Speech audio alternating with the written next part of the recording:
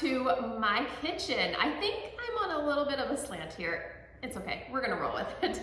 So today, two things. We're gonna check in on Dippin' Dots. I'm gonna throw a video up here of her. She had an abscess and it was so pitiful. This was the first time I've ever dealt with an abscess of this much pain, I guess I should say. And it finally busted, but we are going to go check on her in just a little bit. But we're also here making some Asiago Cheese Bagels, which are my absolute favorite from Panera Bread. Every time I go to Greensboro, I go and get one of these because that's the closest to Panera Bread to us, but they're so, so good. So I'm gonna make some here today. This is going to be a recipe that takes long in time, but it is not very much hands-on. Like, it's not obsessively amount of hands-on time. So it's gonna be a lot of back and forth. So the first thing we're going to do is gonna kind of make our starter. And then this starter is going to sit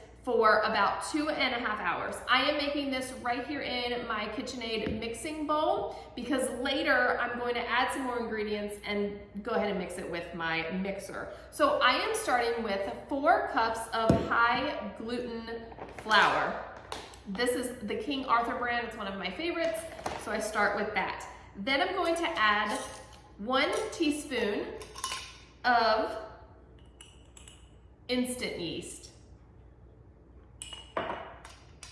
And then 2.5 cups of room temperature water.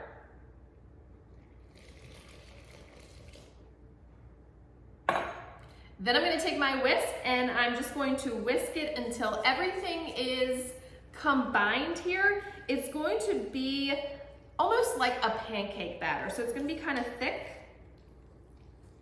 but you wanna make sure to get everything incorporated here. So I've ditched my whisk for this last bit of mixing because I want to make sure that I get it all, and it's just easier to do with my hand. So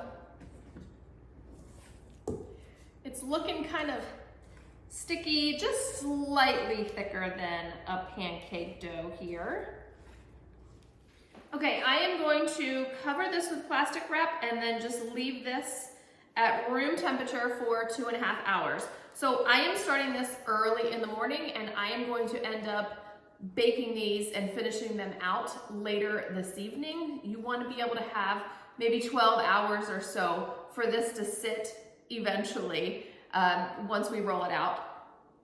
Or you can do it overnight in the refrigerator. So whichever works best for you, do it overnight and then the next morning be able to boil them and bake them. Okay, let's head out and do a quick update on Dippin' Dots, her foot, her weight, how she's doing with her training. She has been the best addition to our farm, so let's go check her out.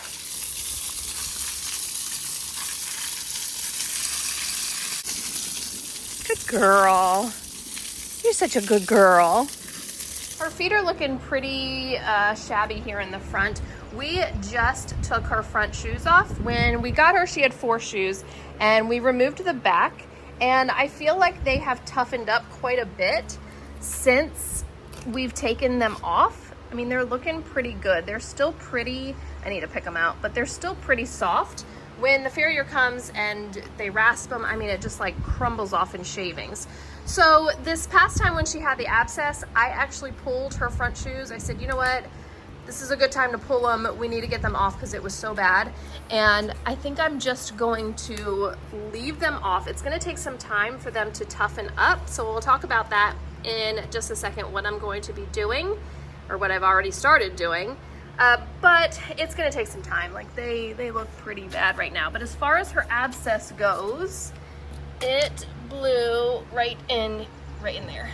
So it's pretty painful for her. She was pretty like on edge during that time. You could tell she was in a lot of pain because she wouldn't give me her foot. She was just acting real nervous and she was just, you know, she didn't know what to do with herself. It was pretty sad.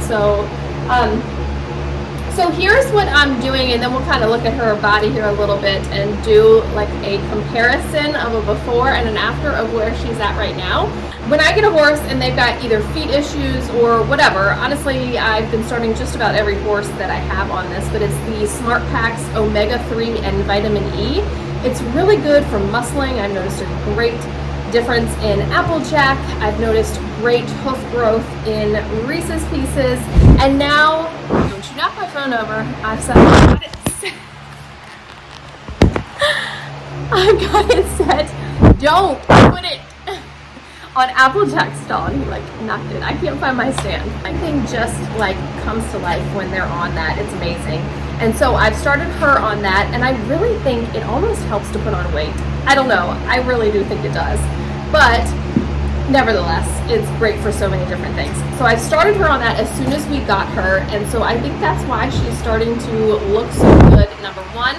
Number two thing that I am doing is I am now doing a better job at preventing these abscesses since she had one so bad. I'm hosing off her feet and picking them out daily. And then I've also used this veterinary liniment. It is a analgesic and then an antiseptic liquid also. And then I am using the Keratex hoof hardener, and I've had lots of success with this in the past with other horses as well. And I've just got a brush and I just put it on the bottom of the hoof and then the outside ring of the hoof. You want to avoid the frog and the cornet band. And that over time will help to harden them up too. I don't think that we'll see a difference in this first shoeing because we just got the fronts off, although her back feet kind of hardened up pretty quickly. So I'm hoping her fronts do the same. They look kind of shabby. Hopefully with the next trimming, they'll just get even better. So that's my plan as far as getting her feet back in shape. Let's talk about how she's doing as a whole. Well, I mean, what can I say? She's amazing. She is that horse. Like, her personality, true kid's horse, just so willing, will do whatever you want. Hi, sweet girl. Look at her. I mean, she is just standing here like, I'll do whatever you want. She's awesome. Really awesome. So she's filthy right now. She needs a bath. She has filled out really great. In fact, you know what? I've just cut her grain back even further. So we are ready to kind of thin out this belly here. She's looking really great. So we've had to give her this amount of food so that she's had the energy to actually move and do these workouts so that she can build the muscle, because when she first came to us, I mean, she couldn't even last maybe 30 minutes. She was just so daggone tired because she was so thin. So now we've got some weight on here, and she's got some fat to utilize for her workout. So we've cut back, and we're down to a quarter scoop of alfalfa pellets twice a day, along with a scoop and a half or a cup and a half of the Empower Top Line Balancer. I'm hoping eventually we can take her down just to that scoop and a half of the Top Line Balancer. I mean, look at this top line. So let me throw up a picture of what she looked like before, and you can see just, oh, her ribs. It's so sad. Terrible.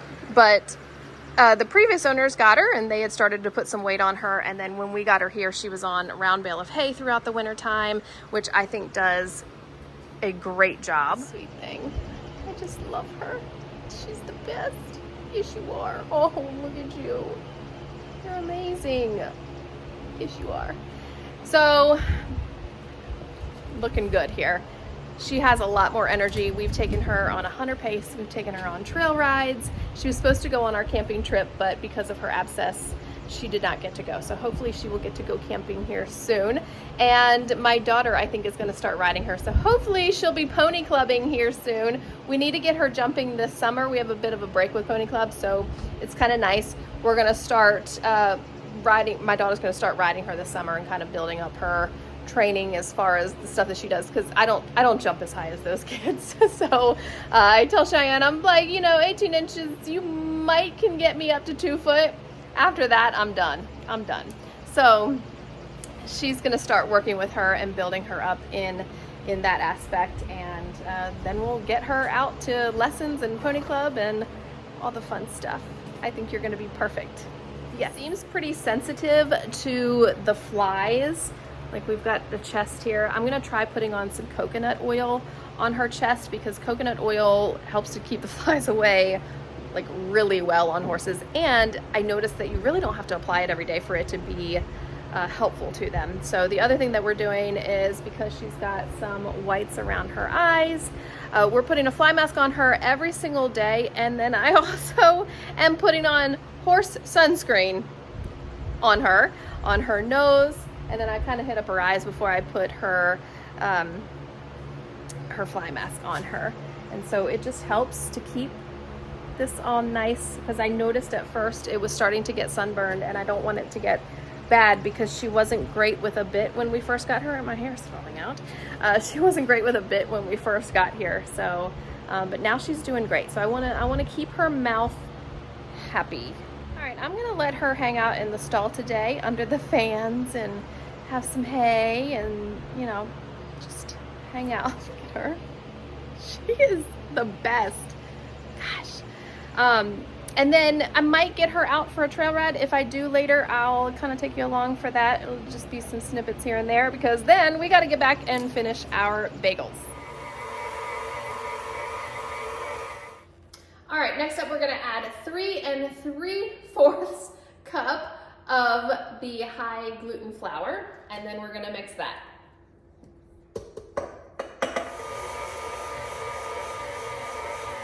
This is what happens when I make stuff on video. I lose my train of thought. Just put in 3 cups at first, and then use the last 3/4 of a cup to put it in case it needs to be stiffened up. So you want this to be a stiff dough. So I went ahead and added it all, so we're gonna roll with it. To this, we're gonna add 2.5 teaspoons of salt, and then 2 teaspoons of brown sugar.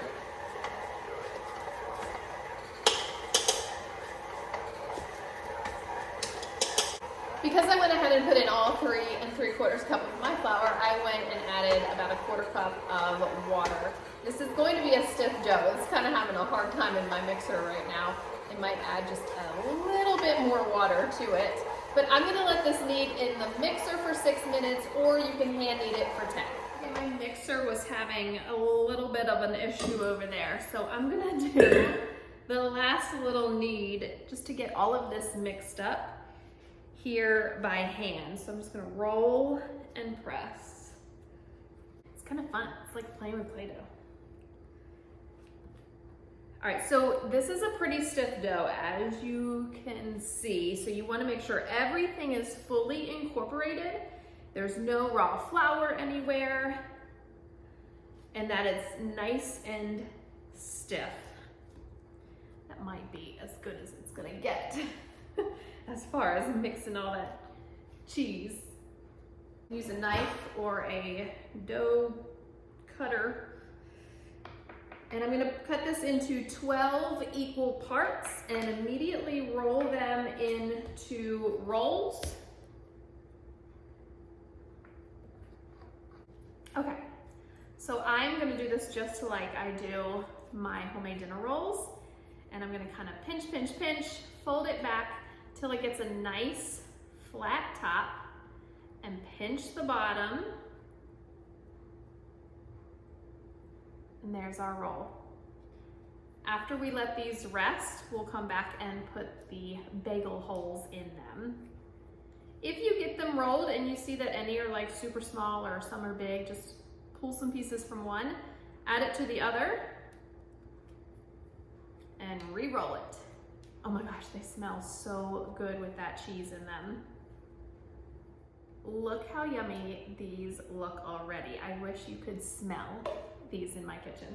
So 20 minutes, take a damp towel. I usually use one that doesn't have any like nap to it. So I got this completely wet, wring it out, and now I'm just going to drape it over the top, and we're gonna let this sit for 20 minutes. Okay, they have sat to rest for a little bit, so I have 2 other baking pans. I am gonna switch them to these because these will fit in my refrigerator better. I'm gonna spray them lightly with some olive oil. Okay, and then we're gonna shape our rolls. So we're going to just press a hole in the center with our thumbs and our fingers, and I just kind of stretch it out further than what you would think. And I'll just kind of give it a spin, because they will when they like proof up, they will, you know, that hole will shrink a little bit. So we're gonna go like that. We're gonna place them onto our baking sheets about 2 inches apart. And I'm just kind of like squeezing the areas, okay, so that they're nice and even around. Look how pretty. Okay, gonna give them a light mist with some oil. And then I'm gonna cover these both with plastic wrap, let them sit here and rest for another 20 minutes. Okay, it is time for the float test to see if it's ready to go into the refrigerator. You're going to put these, when they're ready, into the refrigerator overnight or up to 2 days. I thought I was gonna originally just go ahead and bake these later tonight, but I think I'm actually gonna wait till tomorrow morning because I have some time to do that. So I'll finish this out in the morning. But the reason that we put it in the refrigerator for that long is to let it develop all of its flavors. So can you go ahead and finish these out? Sure. You're gonna have much more of that nice bagel flavor if you wait. So let's test these. I've got a bowl of water here, and if it floats within 10 seconds of dropping it into the bowl, it is ready to go into the refrigerator. So it's floating. So I'm going to take this one out, and I'm gonna lay it on the pan, and I'm actually gonna get a paper towel and just kind of pat it dry. So I'm just gonna cover it back up with the plastic wrap, and into the refrigerator they go. Good morning. It is time to finish these bagels. So we've got a pot of water boiling. The wider the better. To this, we are gonna add a tablespoon of baking soda.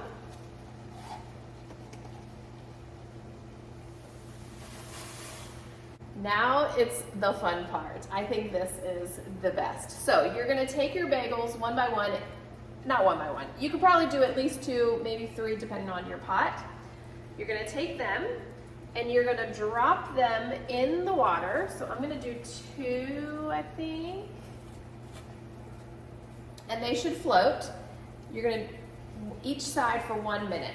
So I'm gonna put my timer on. While those are in there, let's see, okay, I need to flip, sorry.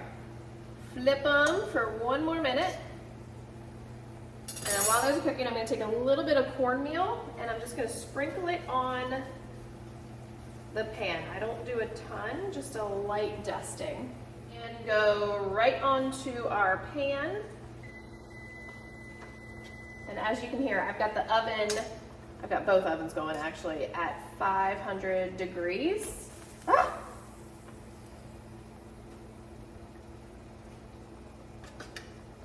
Look at that. It almost looks like a bagel. We just have to toast it up in the oven. So I'm going to get the rest of these boiled and then baked for 8 minutes at 500 degrees.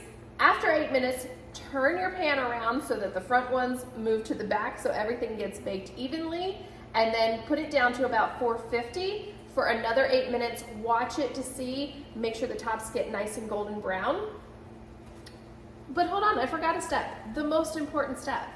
So after they come out of here, we're gonna top each one with a little bit more of the Asiago cheese. Then it's ready to be baked.